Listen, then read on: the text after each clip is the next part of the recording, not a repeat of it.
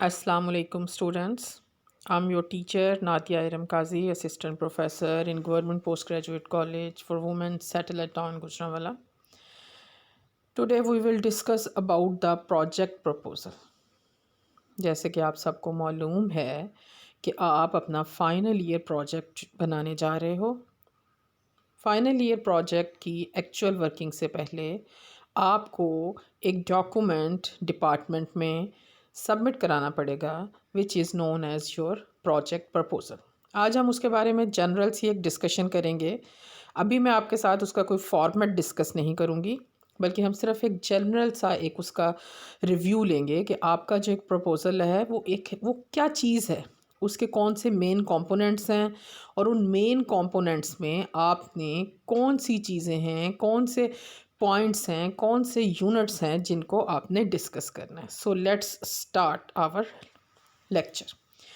सबसे पहले all of you must know that what is a proposal. Proposal को अगर बेसिकली हम डिफ़ाइन करें तो it is a plan or suggestion, especially a formal or written one which you will put forward for consideration by others. यहाँ पे आप अपना एक प्रपोज़ल सबमिट कराओगे, उसमें आप बताओगे कि आप ये काम करना चाह रहे हो। आप उसको सबमिट कराओगे अपने डिपार्टमेंट में, अपने टीचर्स के आगे, और फिर हम उसको देखेंगे कि आया वो इस काबिल है कि that is fulfilling your final 4 year आपकी जो डिग्री है उसके फाइनल ईयर प्रोजेक्ट की डिमांड को पूरा कर रहे हैं। आपके जो बेसिक कंपोनेंट्स प्रपोज़ल के हैं वो आपके टाइटल होता है प्रपोज़ल का, आपके प्रोजेक्ट के गोल्स, उसके ऑब्जेक्टिव्स हैं, आपकी हाई लेवल सिस्टम कंपोनेंट्स हैं, list of optional functional units हैं, आपके एक्सक्लूजन्स हैं, एप्लीकेशन आर्किटेक्चर है, आपका गैंट चार्ट आप उसके अंदर यूज़ करते हो, आपकी हार्डवेयर एंड सॉफ्टवेयर स्पेसिफिकेशन हैं, tools and technologies which you will use but you will write with reasoning. Now one by one we will discuss all these major components. First come your title. The title should be clear and unambiguous. Think of the title as a mini abstract. A good title should paint a quick picture for the reader of the key idea or ideas of your project. The words you use in your title should clearly reflect the focus of your proposal. आपको पता है कि जो आपका proposal का title है वो इस किस्म का होना चाहिए कि वो बिल्कुल ऐसा लगे कि आपने जो पूरा एक प्रोजेक्ट बनाना है उसकी एक समरी है, उसका एक मिनी एब्स्ट्रैक्ट है। आपका जो प्रोजेक्ट टाइटल है वो बिल्कुल टू दी पॉइंट होना चाहिए, बहुत लंबा, बहुत अनएम्बिगियस नहीं होना चाहिए। एक simple with a single glance, पहली नज़र में जब हम उसको रीड करें तो एकदम से जो यूज़र है, आपके सुपरवाइज़र्स हैं या जो भी उसको आप देखें तो एक सेकंड के लिए उसको पता चल जाए कि ये जी आपका जो ये वो ख़रीदने जा रहा है, ये बनाने जा रहा है, या जो आप रिप्रेजेंट करने जा रहे हो वो काम क्या करता है। अक्सर बच्चे उसको क्यूट बनाने के चक्करों में अपने टाइटल को अंदर कोई एब्रीविएशंस यूज़ कर लेते हैं। जी हम ये 4 लोग हैं, इनके नाम हैं, उनके नामों का इनिशियल लगा दिया आपने या कुछ और कर दिया। नो डाउट कि बहुत अच्छा तो लगता है, आपको ऐसा लगता है कि अगला जो है वो बड़ा क्यूरोसिटी का मुजाहरा करेगा और वो सोचेगा करेगा। नहीं, ऐसा नहीं होता। बिल्कुल एक क्लियर हो, एक सेंटेंस का हो, छोटा सा हो बिल्कुल, और बिल्कुल देख के उसको पता चल जाए कि जी ये जो आप काम करने जा रहे हो ये काम है क्या, ये काम करेगा क्या। आपकी सोच, आपने जो सोचा हुआ है, जो आप चाहते हो कि आपका प्रोजेक्ट करे, वो आपके प्रोजेक्ट टाइटल से ही क्लियर होना चाहिए। आपका वो नाम ही, आपका टाइटल इतना अच्छा होना चाहिए और इतना टू द पॉइंट क्लियर होना चाहिए कि उसमें किसी किस्म का कोई कन्फ्यूजन ना हो कि जो जिसको आप रिप्रेजेंट कर रहे हो, आप उसको पढ़ने के लिए, जिस तरह हम आप अपने टीचर्स को दे रहे हो और बाद में हम उसको डिफेंड करने में सबसे पहले हम आपसे यही पूछने लग जाएँ कि जी आपका जो है प्रोजेक्ट टाइटल ये है क्या। ऐसा नहीं होना चाहिए। उसके बाद नेक्स्ट आपके आते हैं गोल्स एंड ऑब्जेक्टिव्स। आपको बहुत क्लियर होना चाहिए कि what are the goals and what are the objectives. Goal क्या होता है? A goal is a desired result you want to achieve and is typically broad and long term, और normally ये मेजरेबल नहीं होता। लेकिन जो आपका ऑब्जेक्ट है that is on the other hand defines the specific measurable actions each employee must take to achieve the overall goal. For example आपका एक इसमें इसकी सिंपल सी एग्जांपल मैं आपको इस तरह से समझा सकती हूँ। आप ग्रुप की फॉर्म में काम कर रहे हो, ठीक है, आपने एक जी प्रोजेक्ट आपने बनाया, आपका प्रोजेक्ट है जी वेडिंग प्लानर, ठीक है। आपका मेन गोल क्या है जी? मेन गोल में आपने कहा जी हमने ये सॉफ्टवेयर बनाना है, वो ये करेगा, वो ये करेगा, उसकी ये चीज़ें होंगी, ये चीज़ें होंगी, ये आपका एक मेन गोल है। उसके बाद आपके ग्रुप के हर मेंबर्स होते हैं, आप उस ग्रुप के हर मेंबर को कोई ना कोई ड्यूटी असाइन करते हो। उस ग्रुप के हर मेंबर का कोई ना कोई ऑब्जेक्टिव होता है, उसको पता होता है, क्लियर होता है कि उसने क्या काम करना है। और हर बंदा, हर जो यूनिट है, हर इंडिविजुअल जो है, जब वो अपना ऑब्जेक्टिव, अपना काम पूरा करता जाता है, जो टास्क उसको दिए जाते हैं वो उनको पूरा करता जाता है, तो जो आपका एक मेन गोल है वो अचीव हो जाता है। तो आपने जब अपना प्रपोज़ल लिखना है तो उसके अंदर क्लियरली आपने मेंशन करना है कि what are the goals of your project which are you going to make, which are you going to build, if you are making a software, मतलब डिफरेंट टाइप्स ऑफ आपके प्रोजेक्ट्स होते हैं। जो हम बात करते हैं जिस सिनेरियो में, उसमें हम यही कहते हैं कि जी आप कोई सॉफ्टवेयर डेवलप कर रहे हो। नॉर्मली हम हार्डवेयर की तरफ कम बच्चे जाते हैं। आप एक सॉफ्टवेयर डेवलप कर रहे हो तो आपको क्लियर होना चाहिए कि what are the goals and objectives, और आपके जो हर ग्रुप मेंबर है उसको क्लियर होना चाहिए कि उसका गोल क्या है। इसी तरह अगर हम इसको थोड़ा सा बड़े लेवल पे बात करें तो हम उसको कह देते हैं कि जी एक ऑर्गेनाइजेशन की अगर हम बात करें तो ऑर्गेनाइजेशन एक गोल फिक्स करती है कि जी हमने इस साल ये काम करना है। उसके लिए फिर वो पूरी टीम सेलेक्ट होती है। हर टीम के मेंबर्स को वो अपने एम्प्लॉय को अलग अलग को टास्क देते हैं, हर बंदा वो टास्क पूरा करता है। जो एम्प्लॉय काम कर रहा है दैट आर दी ऑब्जेक्टिव्स, और उसको जब हर एम्प्लॉय वो काम कर लेता है और जो फिर ऑर्गेनाइजेशन को उसका बेनिफिट मिलता है, that is the goal. Next come आपके high level system components. High level जो सिस्टम कंपोनेंट्स होते हैं वो क्या होते हैं? These are generally a set of cooperating components assembled together to deliver a solution to a problem. इसमें ये जो प्रॉब्लम है ये आपका प्रोजेक्ट है। उस प्रोजेक्ट को बनाने के लिए, उस प्रॉब्लम को सॉल्व करने के लिए आप जो सारे काम करते हो डिफरेंट टाइप्स की, उसके लिए आपको इनपुट्स की ज़रूरत होती है, आपको आउटपुट्स की ज़रूरत होती है। उस इनपुट को आउटपुट में चेंज करने के लिए जो प्रोसेस इन्वॉल्व होते हैं, और फिर बाद में आप उस डाटा को स्टोर करते हो, ये सब के सब जो हैं these are the high level system components. आप अपने उसको प्रोजेक्ट में देख लो। जिस तरह अभी आपको मैंने वो उसकी एग्जांपल दी थी प्रोजेक्ट की कि जी प्रोजेक्ट आप वेडिंग प्लानर कोई आप उसको बना रहे हो, उसके लिए सॉफ्टवेयर बना रहे हो, कोई वेब बेस आप उसकी बना रहे हो कि एक आपकी वेबसाइट है उसके ऊपर आप ये सारा प्रोसेस करते हो। प्लानिंग का, अपने वेडिंग को प्लान कर रहे हो, उसके लिए आपके पास ये प्लानर अवेलेबल है। तो उसमें आप ये देखोगे कि कैसे आप उसको एक दोगे पूरा इंटरफेस। एक यूज़र है, यूज़र कैसे आपकी वेबसाइट खोलेगा, कैसे वो साइन इन होगा, कैसे वो अपनी रिक्वायरमेंट देगा, कैसे वो कोई ऑर्डर देगा, आप उससे क्या क्या पूछोगे, फिर उसको जो उसने अपनी सारी क्यूरीज दी हैं, आपके क्वेश्चंस का आंसर दिया है, उसकी बेस पे प्रोसेसिंग होगी, कौन से प्रोसेसेस इन्वॉल्व होंगे, उसके बाद उसको एक आउटपुट क्या मिलेगी। All these are your high level system components. इनको भी आपने उसमें मेंशन करना है। इसके अलावा आपके कुछ होते हैं ऑप्शनल फंक्शनल यूनिट्स। एक आपके फंक्शनल यूनिट्स होते हैं, एक आपके ऑप्शनल फंक्शन यूनिट्स होते हैं।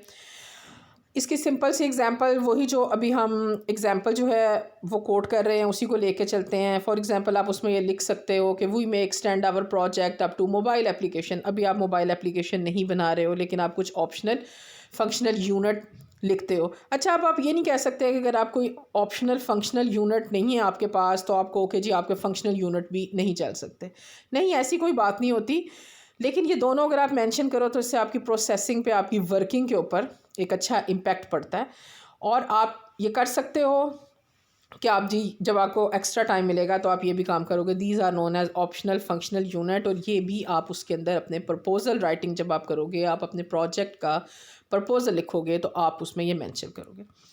इसके बाद कुछ चीज़ें आती हैं दैट आर एक्सक्लूजन्स हैं, आपकी एजम्पशंस हैं, और कुछ कंस्ट्रेंट्स हैं। अगर इनको हम वन बाय वन लेकर चलें तो project exclusions are those things that are outside of the project boundaries and assumptions क्या हैं? Project assumptions are those things that are believed to be true. आपने एज्यूम कर लिया कि ये होगा और हम उसको बिलीव करते हैं कि आपकी एजम्पशन सही होंगी और ये ट्रू होंगी। और प्रोजेक्ट कंस्ट्रेंट्स हैं, ये कुछ आपकी लिमिटेशंस होती हैं और ये लिमिटेशंस डिफरेंट टाइप्स की हो सकती हैं। आपकी बजट से रिलेटेड हो सकती हैं, फाइनेंसिस से रिलेटेड हो सकती हैं, आपकी कोई जॉब का एक लिमिट होता है कि आप इससे बियॉन्ड, इससे बाहर आप काम नहीं कर सकते हो।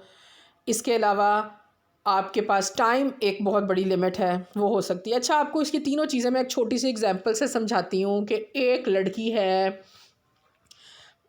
कोई फ़र्ज़ कर लेते हैं, हम कहते हैं एना है। एना ने क्या किया है कि वो एक कुकीज़ बनाने के कंपटीशन में पार्ट लेना चाहती है, उसको वो विन करना चाहती है। अब अगर हम देखेंगे प्रोजेक्ट एक्सक्लूजन्स, तो प्रोजेक्ट एक्सक्लूजन्स में ये हो सकती है कि उसके पास ये नहीं है मस्ट, उसको ये ज़रूरी नहीं है कि जी उसने क्या करना है, उसने रेसिपी देनी है जजेस को, ठीक है, या ये ज़रूरी नहीं है कि उसने इतनी बनानी है कुकीज़ के कुछ बच जाएं और वो अपने नेबर्स को दे दे, या कुछ बच जाएं और वो ख़ुद खा सके। ये दीज आर दी एक्सक्लूजन्स। अब एजम्पशंस क्या हैं? एजम्पशंस ये हैं कि जी वो कहती है कि मुझे जो इंग्रेडिएंट्स हैं वो इजीली मिल जाएंगी, मेरे घर में ही होंगी, मेरे पास घर में नहीं होंगी तो करीब की बेकरी पे मिल जाएंगी, करीब की बेकरी पे नहीं होंगी तो थोड़ी सी आगे जो मेरी मेन मार्केट है उधर से मुझे मिल जाएगा, मेरे पास गाड़ी अवेलेबल है, मैं उसमें बैठ के जाऊंगी और जाके ले आऊँगी। अगर फिर भी कोई चीज़ नहीं अवेलेबल, नहीं मुझे मिल रहा, तो मैं ईज़िली उसको अपने नेबर से ले सकूँगी। दीज आर द एजम्पशंस, और हम इसको बिलीव करते हैं कि ये ट्रू होंगी, ऐसा हो जाएगा। उसके बाद आपकी कुछ प्रोजेक्ट कंस्ट्रेंट्स, इसी में मैं कह रही कंस्ट्रेंट क्या है, जब उसके पास एक ये कंस्ट्रेंट है कि उसने अपनी कुकीज़ और अपने आप को जो जजिंग टाइम है उससे 1 घंटा पहले पहुंचाना, ठीक है। तो ये आपकी कंस्ट्रेंट है। और सबसे जो बड़ा कंस्ट्रेंट होता है that is your time constraint, कि आपने विद इन द टाइम अपनी जो है रिक्वायरमेंट उसका पूरा करना है। Next come your application architecture. Application architecture is a map of how an organization's software applications are assembled as part of its enterprise architecture and how these applications interact with each other. ये आपकी एक graphical representation होती है। आप एक picture बनाते हो जिसके अंदर आप ये डिफरेंट लेयर्स में होती है। आपकी 1 लेयर हो सकती है, 2 लेयर हो सकती है, आपकी 3 लेयर हो सकती है। आपने ये बताना है कि ये जो आपकी पूरा आर्किटेक्चर है उसको आपने एक मैप की फॉर्म में, एक ग्राफ की फॉर्म में आपने रिप्रेजेंट करना है कि विद अ सिंगल ग्लैंस आपका जो एक एग्जेक्टिव है उसको आपकी पूरी डिटेल ना पढ़नी पड़े और एक आपकी पिक्चर से उसको बिल्कुल पता चल जाए कि आपके सारे इनपुट क्या हैं, प्रोसेसेस क्या हैं, आउटपुट क्या है, द वे क्या है, कि किस तरह से आपकी ऑर्गेनाइजेशन, आपका सॉफ्टवेयर, आपका प्रोजेक्ट फ़्लो करेगा, कैसे एक प्रोसेस से अगले प्रोसेस में जाएगा, एक स्टेज से अगले स्टेज में मूव करेगा। नेक्स्ट जो आपके प्रोजेक्ट प्रपोजल में एक चीज़ आती है that is known as Gantt chart. Gantt chart के बारे में आप पहले भी थोड़ा बहुत पढ़ चुके हो, अब भी आपका एक प्रोजेक्ट मैनेजमेंट का कोर्स है उसके अंदर आप इसको पढ़ोगे। गैंट चार्ट बेसिकली क्या होता है? It is A bar chart. और ये क्या बताता है? ये आपको स्केड्यूल करता है आपके प्रोजेक्ट की जितनी भी एक्टिविटीज़ हैं कि आपने कितने टाइम के अंदर, कितनी ड्यूरेशन में आपने ये काम करना है। और देखने वाला जब एक उसको देखता है तो with a single glance, in a single glance उसको बिल्कुल पता चल जाता है कि आपने कितनी एक्टिविटीज़ की है, इस एक्टिविटी को करने के लिए कितना टाइम मिला है। और ये जो गैंट प्रोजेक्ट है इसका नाम जो है, गैंट चार्ट जो है, इसका नाम उसके inventor that was Henry Gantt, उसके पे पड़ा था, इसलिए इसको हम गैंट चार्ट करते हैं। इसको भी आप इसके अंदर अपने प्रपोजल में लिखोगे, लगाओगे, आप जो डॉक्यूमेंट दोगे उसके अंदर आप इसको प्रिंटेड फॉर्म में अपने प्रोजेक्ट का, जिसको आपको लगता है कि ये एक्टिविटीज़ हैं और इतना टाइम आपने लेना है, उसमें आप इसको सबमिट करवाओगे डिपार्टमेंट में। Next come your hardware and software specification.